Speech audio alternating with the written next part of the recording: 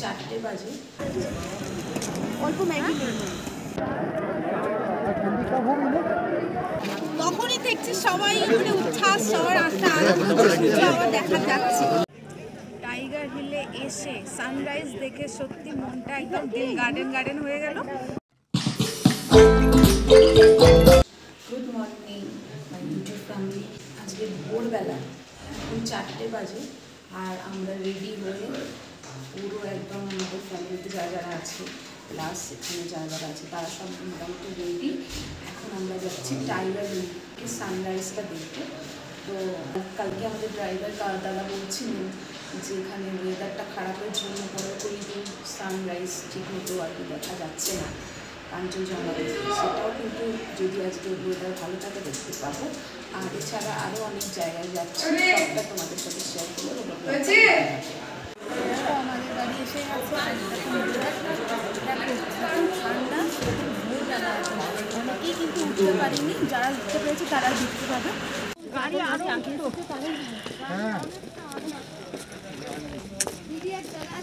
হ্যাঁ হ্যাঁ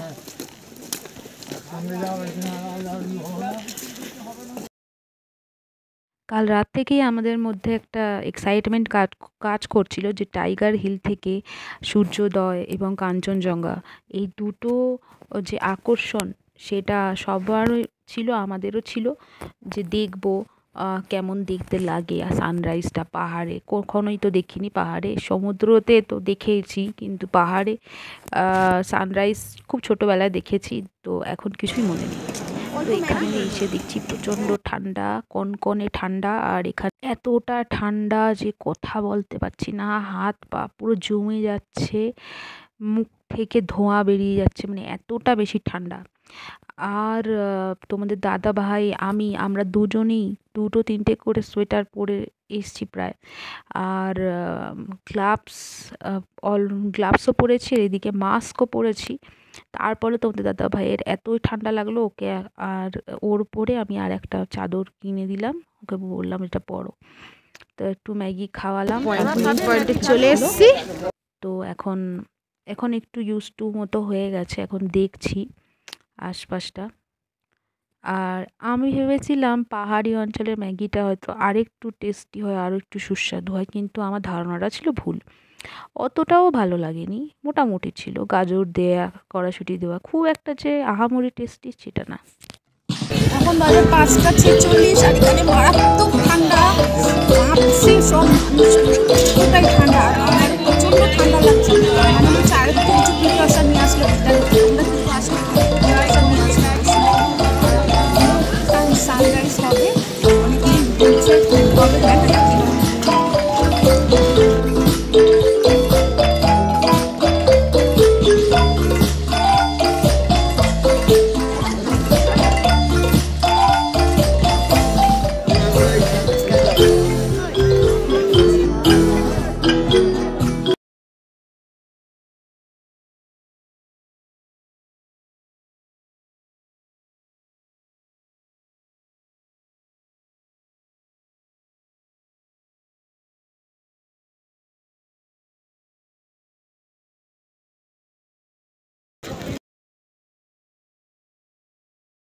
আমরা নিজেরাই বুঝতে পারলাম না খেলাটা কিভাবে চেঞ্জ হয়ে গেল।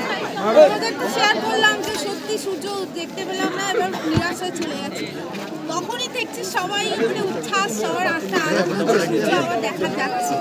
আমরা আবার চলে এসেছি, এসে দেখছি সত্যি খুব ভালো লাগছে, দেখলাম আপনাদের সাথে এখন শেয়ার করছি।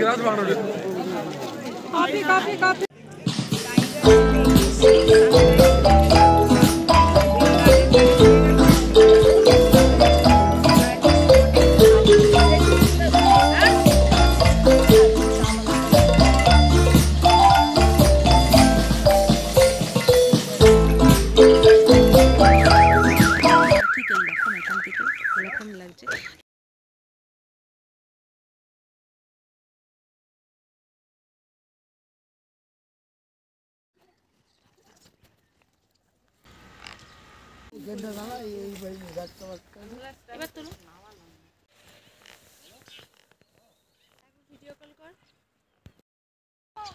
বন্ধুরা আমরা এসে গেছি আবার একটা চা বাগানে। এখানে ভর্তি চা বাগান, আর এখানে তো খুব কাছ থেকে দেখা আগের যাচ্ছে, দিনটাও খুব ভালো ছিল সুন্দর। এবং এই আজকের ভিউজটাও খুব সুন্দর। আমাদের ড্রাইভার দাদা স্পেশালি এই জায়গাটায় আমাদেরকে ভিউ পয়েন্টটাতে নিয়ে আসলো।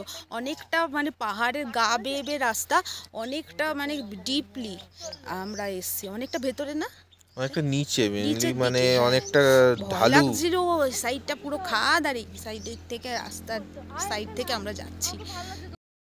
তাহলে বন্ধুরা আমাদের চা বাগানে আরেকবার আসা হলো, এবার আমরা যাব নতুন আরেকটা স্পটে। থাকো আমাদের সাথে, দেখতে থাকো সেটা। আমরা এখন এসছি রক গার্ডেনে, চা বাগান থেকে একটু দূরে, 10-15 মিনিট লাগে গাড়িতে। আর আমরা এবার রক গার্ডেনের ভিতরে যাব, তোমরা আমাদের সঙ্গে থাকো।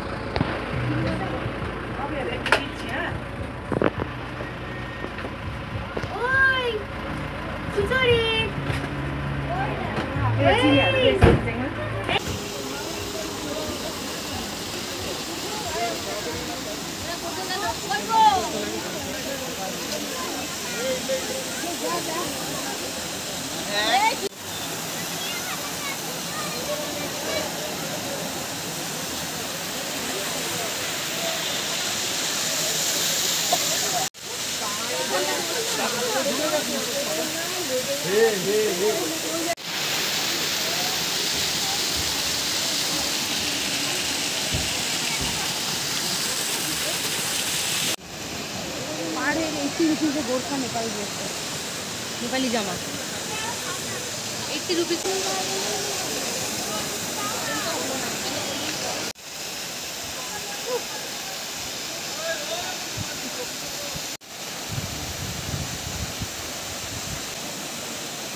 দেখো এখান থেকে ঝর্ণাটা কি সুন্দর লাগছে, আর অনেক উঁচু থেকে কিন্তু ঝর্ণাটা এইভাবে পড়ছে নিচের দিকে, আর আমরা যথেষ্ট উপরেই আছি।